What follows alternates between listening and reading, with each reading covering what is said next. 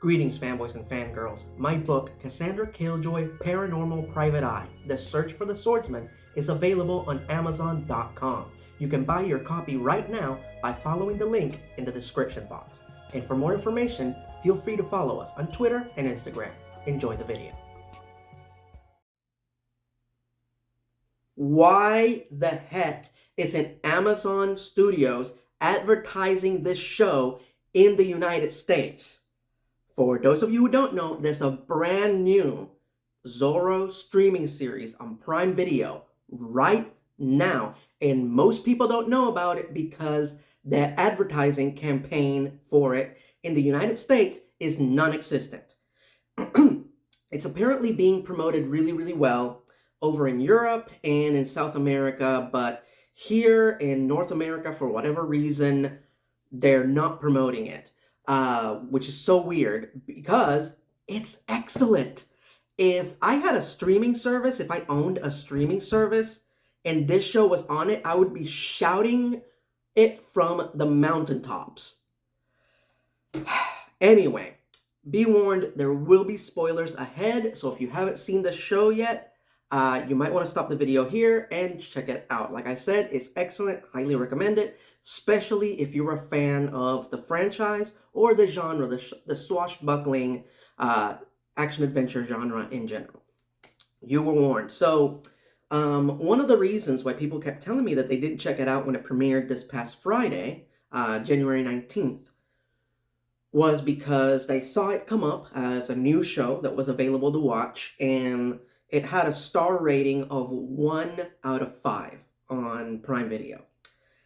Fun fact about their star rating, it's 100% based on how many people have reviewed the show and how many viewers have given it a thumbs up. So even if all the reviews are positive and everybody who has seen it has given it a thumbs up, if not a lot of people have done that, then collectively the star rating is low. With that said, right now, as I am recording this on the Tuesday after it premiered, it already has 4 out of 5 stars as its rating. So there you go. Furthermore, it's #1 in Brazil. It's #9 in the United States. And right now, as I am recording this, it has an audience score on Rotten Tomatoes of 86% positive. So no critics score yet. Either not enough critics have reviewed it on Rotten Tomatoes or no critics have reviewed it on Rotten Tomatoes yet. But I'm reviewing it right now, and I'm telling you, this is a quality show. The writing, the shot design, the cinematography, the production design, the costume design, the makeup effects, the VFX, the practical effects, the stunts, the fight choreography, everything is top notch. This is a Zorro show that is produced with the utmost quality and artistry. All right? People keep asking me, how does it compare to previous Zorro adaptations? And to tell you the honest to God truth, it's like comparing apples to oranges. All the previous adaptations were designed for their medium. The original Douglas Fairbanks movies were designed to be silent movies, so they work really, really well as silent movies. The live-action Disney show that I believe was on in the 50s and 60s, starring Guy Williams, was designed to be a family show, so it works really well as a family show. The 90s Zorro, starring Duncan Regehr from the Family Channel, that one was designed to be more of an action-adventure serial, like classic action-adventure serial, very much in the style of Star Wars and Indiana Jones, that kind of style of action, and it works well in that genre. That medium. And of course, the Antonio Banderas movies, they're big, giant, blockbuster movies that are meant to see on the big screen. so they work well on that medium. This is a streaming series through and through. It's a serialized, ongoing story told across 10 parts. However, unlike a lot of modern streaming shows that it's just the one story, and technically speaking, it's just a movie but stretched out unnecessarily across multiple episodes, where they could easily tell that story in just a 3 act format. Secret Invasion.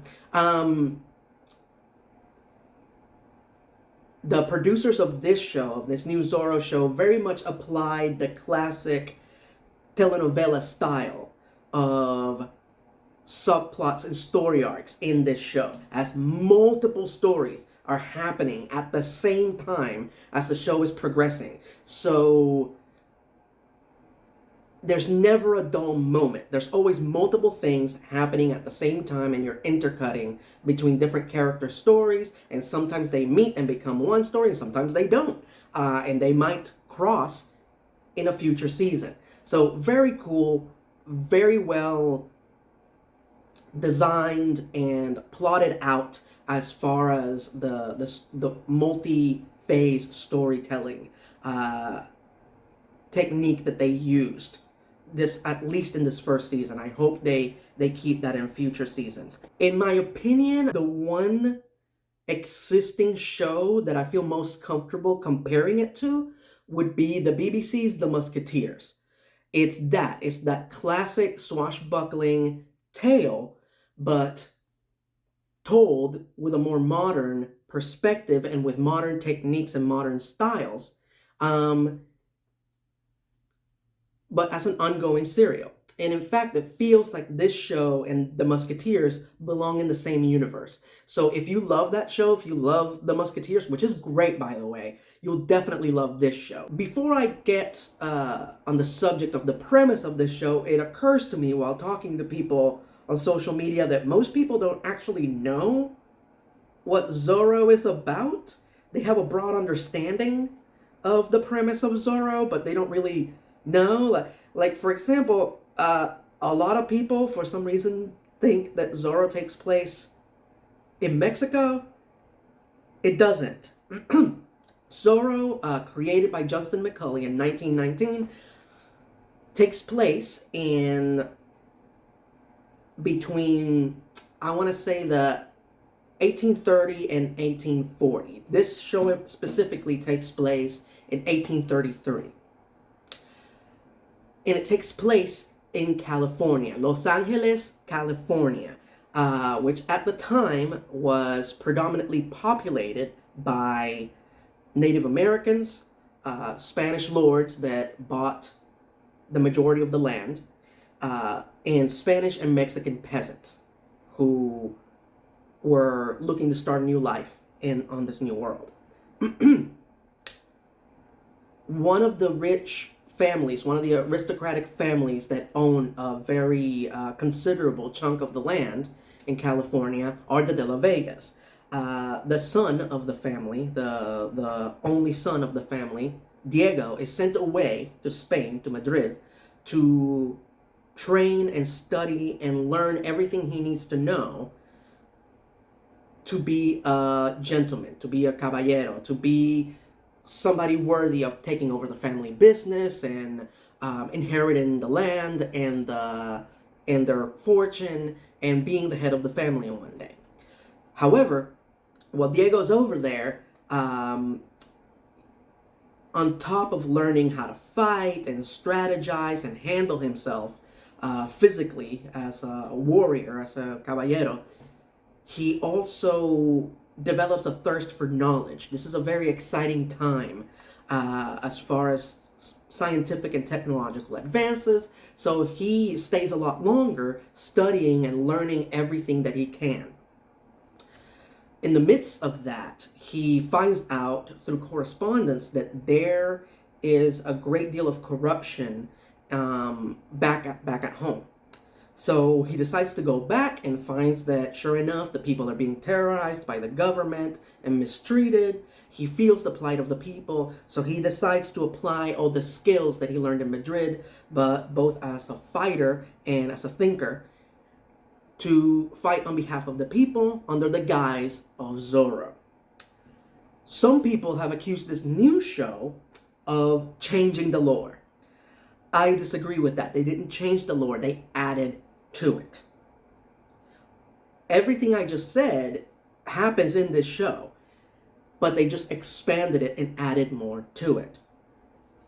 Like, for example, in this show, Zorro isn't the persona that Diego made up. It is this holy guardian spiritual symbol that the natives in that particular region in the West used to defend themselves. One noble warrior within their tribe is chosen to be Zorro. And when the show starts, one of them is already Zorro, is already active in California, and is already a legend. The legend is already established. But in the opening scene, and again, I apologize for spoilers, but you were warned, not only does that Zorro die, but also Diego's father, Alejandro, is assassinated. So that's what motivates Diego to come back to California, is to find out what the heck happened to his father. That's all he wants. He's not concerned with the plight of the people or what the government is doing.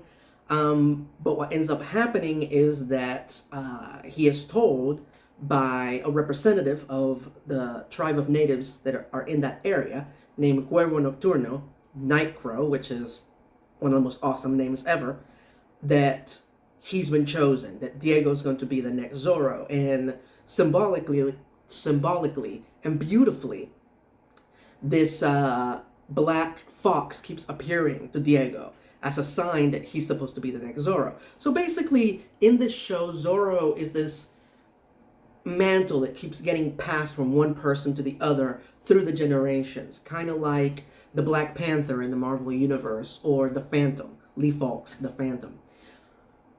And I'm 100% okay with that. It makes it more interesting. I like that this is a mythological figure that has existed long before the settlers showed up. And it fits with the status in which real world people look at Zorro as the granddaddy of the superheroes, the character that inspired characters like Batman and countless others. And of course, in the true spirit of the hero's journey, Diego doesn't want the mantle of Zorro. All he wants to do is solve his father's murder and possibly avenge him. But he finds out that he's meant for more, and eventually the plight of the people and the horrible things that the government is doing is too much, so he accepts the call. But what's interesting about the show is that he does it in his own way.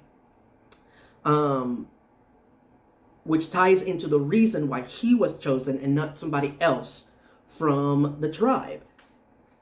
It's because now, after all this time, all these settlers have now populated California, and it's not just the indigenous people that are being mistreated, but the peasants as well, and these settlers as well. And Diego is chosen because he walks in both worlds. He is a privileged rich man, but he's also somebody that sympathizes with the community. So he can operate as Zorro in areas and in arenas where one of the natives really couldn't. And help the people, not just as Zorro, but as the rich and powerful Don Diego de la Vega. The show has two ongoing main themes, and one is the difference between the myth and the reality. This theme, of course, is illustrated the best in my favorite episode of the season, which is episode 7, The Myth. And the episode basically shows you side by side what actually happened and what the local newspaper, the Californiano, printed and how they tell the story of the events of Zorro trying to liberate the people and the ongoing conflict between Zorro and the government. Amazing, amazing episode. To me, that episode alone makes this show better than most modern streaming series that are available right now. Another one of the major themes that plays throughout the season is that of choosing justice or choosing vengeance. And it's represented through multiple characters. Like I said, Diego is initially more concerned with getting revenge for his father's death, but other more pressing matters come up, so he chooses to fight on behalf of justice because there is none. Because when justice is outlawed, the just must become outlaws. However, that's also represented through other characters, namely one of his main antagonists in the series, which is Na Lin, who is the native woman who believes she should be the next Zorro. Because her brother was the previous one, and she just wants revenge. Just plain and simple revenge. She is the Punisher to Zorro's Batman, and so Zorro's in the middle, and on this side, you have Capitan Monasterio, who's the captain of the guard in the town, who is completely divided as to whether he should continue to follow orders blindly or do what's right. So through those three characters and others as well, you see this theme play out consistently throughout the entire season. All right, let's talk about the cast, starting with Zorro himself, Diego de la Vega, Miguel Bernardino. So I keep hearing criticisms that they purposely casted your stereotypical, looking male lead for this show, light skin, blue eyes, light hair. If you're under the delusion that that look was invented in the United States or by Hollywood, you're sorely mistaken. Unless you missed it, a major plot point of Zorro is that Diego is of noble birth. And traditionally speaking, Spaniards that are of noble birth have very light skin, light hair, and usually blue or green eyes. Okay? And I even heard somebody arguing that, oh, but Antonio Banderas was Zorro in the movie. Apparently that individual didn't actually watch those movies because Antonio Banderas doesn't play Diego de la Vega. He plays the next Zorro, Alejandro Morieta. Diego de la Vega is played by Anthony Hopkins. And I'll let you fill in the blanks. Anyway, so Miguel, however, let's talk about Miguel's performance. What actually matters. And it's good. Okay? The man has that Chris Evans, Melissa Benoist quality where, yeah, he is the ideal. He is super handsome. He's tall. He's everything you want in a lead. However, he has this appeal, this natural appeal, where you just believe that he is that noble. You believe that he's that well-intended. And that's excellent. And then when he's Zorro, he brings the intensity necessary for that the role requires. And I can't respect the guy enough for that. I find that even if he doesn't fit into whatever image of Zorro you have in your mind, he will be Zorro by the time you finish watching the show. The rest of the cast is amazing. Paco Taus as Bernardo, Diego's butler and partner assistant. He is his Alfred. He is his Robin. Amazing. The character is mute. So all of Paco's performance is 100% visual. And what an amazing actor. There's never any confusion as to what the character's trying to get across. I cannot compliment Rodolfo Sancho enough, who plays Governor Victoria. Excellent villain. My only complaint is that he leaves the show a little too early in my opinion, and I think this should have been a character that should stay a lot longer. However, his departure creates even more problems for Diego and the rest of the characters, so that was an interesting choice. So it's not a complaint, it's just, man, I feel the loss of his character. I also have to highlight that this show has the best and most badass female characters that the franchise has ever had. No disrespect to Catherine Zeta-Jones in the movies, but these were multiple awesome female characters all throughout the shows, some of them with their own stories, with their own plot lines that didn't actually crisscross or involve Zorro, which I thought was awesome. But the top two being Lolita, who is Diego's love interest, and of course, Nalin, who is the woman who feels that she should have inherited the mantle of Zorro. Awesome, badass characters.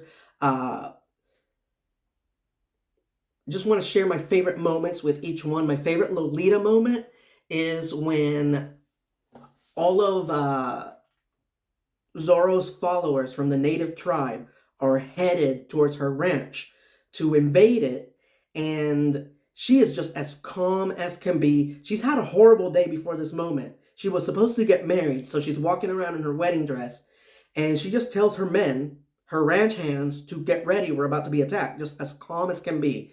And they're all getting ready, and she walks inside her hacienda, and there's a wall over I believe the fireplace. There are 3 rifles on hooks, and she walks up to the fireplace, rips the skirt off of her dress, grabs 2 rifles, and heads back out to kick some ass.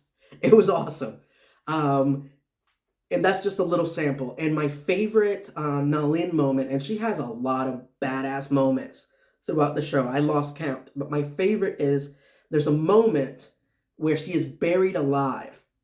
And it's an excellent, beautifully edited sequence of Zorro and other members of her tribe riding their horses in the rain, trying to get to where she's buried so she doesn't drown or suffocate while she's underground and it's raining. And they're riding to get there, and they get there, and she already got herself out. Badass. And like I said, that's just the tip of the iceberg. There are more awesome female characters in the show.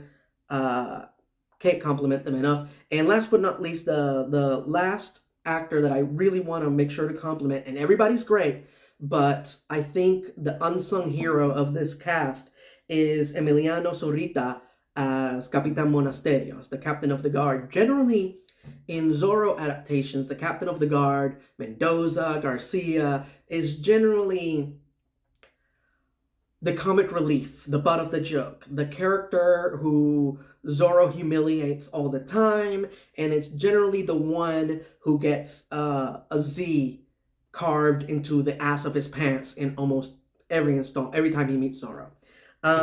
Here, that's not the case. Like I said, illustrated earlier, he is conflicted, and while,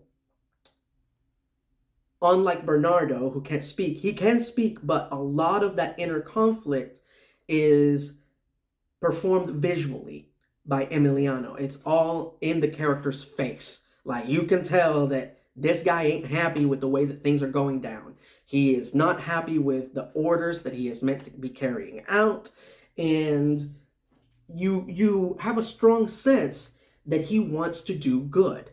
But it's not simple. And that's one of the things that I love about this show the most.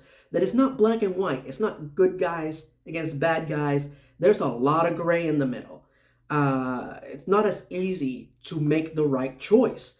Like, everything that's happening with the natives, they were forced out of their land. They're being abused. They're being oppressed. It's hard to argue with Nalin and the way she wants to go about being Zorro and getting revenge and forcing out all the settlers that are on their land. It's hard to argue with that. Yes, her methods are very violent and leave little to be desired, but you get it. You get her point of view, and you see that conflict in Monasterio throughout the whole season. So this is gonna sound like I'm bragging, and I swear to God I'm not, but I have had the great fortune these past few days of getting to talk to the producer of the show, Sergio Pisolante, on Twitter. He was kind enough to follow me, and he's followed a few people that I've also been commenting on the show and been talking to all of us and asking us our opinion on the show, and most interestingly, asking us for notes or criticisms of the show, which I've never experienced in all my time that I've been internet creator, reviewer, however you want to categorize me. I have had the fortune in the past to talk to other creators like Hilarion Banks and Olin Rogers, Giancarlo Volpe, amazing, super talented people that have made a lot of the things that I love.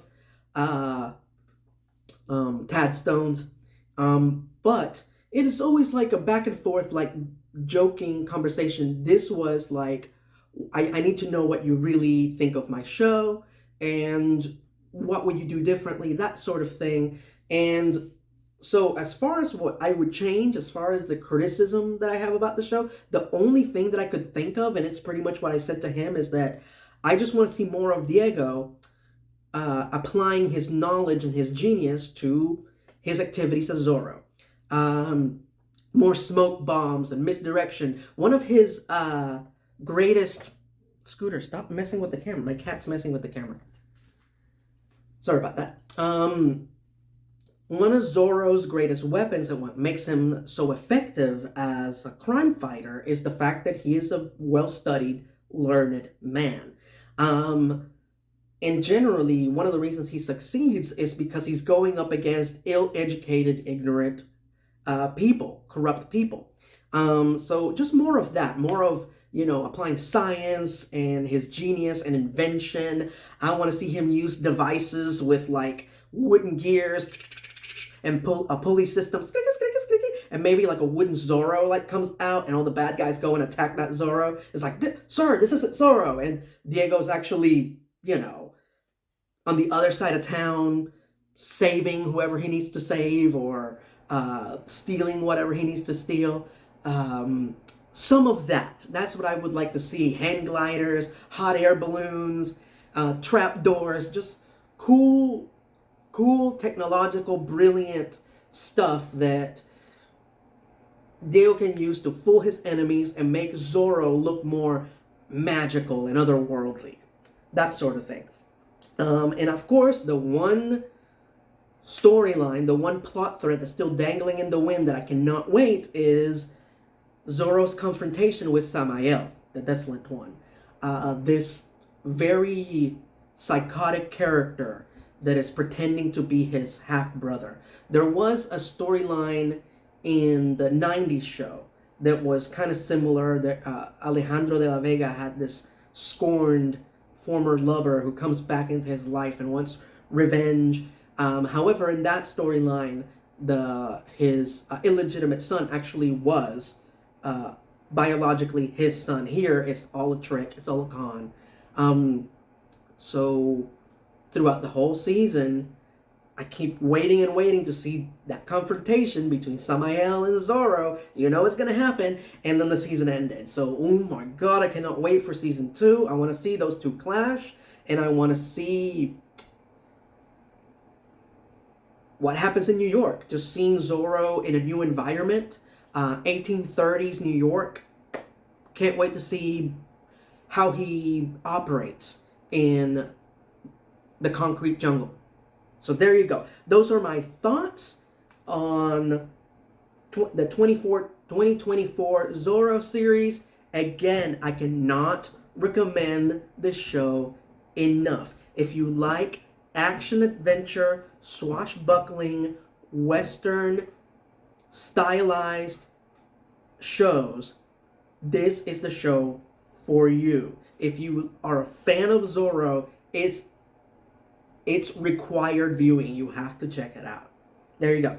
All right, a little bit of housekeeping before I close this out. Right now on my Patreon page, to pay tribute to the 60th anniversary of Doctor Who, I am counting down my top 20 favorite episodes from the past 60 years. If you want to check out that video, but you're not a patron, just go to patreon.com/ERant and pledge $1. That's it. $1, and you're helping me to continue being a content creator, and in return you get bonus videos. You can't beat that with a wooden stick. And now, last but not least, before I close this out, I'm going to reveal what my next honest review will be. And it's going to be on what is indefinitely Steven Spielberg's greatest animated show. And no, it's not Tiny Toon Adventures. And no, it's not Animaniacs. And no, it's not Pinky and the Brain. And no, it's not Pinky and Elmira in the Brain. It's Freakazoid.